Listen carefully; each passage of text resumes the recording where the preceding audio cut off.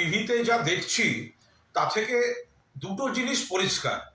প্রথম দফার ভোটে কেন্দ্রের এক রাষ্ট্রমন্ত্রী হেরে গেছেন, আর দ্বিতীয় দফার ভোটে বিজেপির রাজ্য সভাপতি হেরে গিয়েছেন।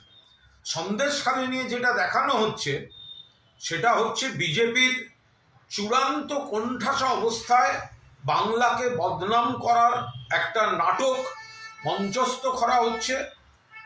পূর্ব পরিকল্পিত একটা চক্রান্ত কিভাবে নিয়ে আসা যায়, তাতে ভোট বৈতরণী পার হবে না, সন্দেশখালি এর জবাব দেবে এবং গোটা বাংলা, এই বাংলাকে অপমান করা যে খেলা বিজেপি খেলছে সেটা যতগুলি পর্বে ভোট আসবে বাংলা দফায় দফায় তার জবাব দেবে। বিজেপি তৈরি থাকুক।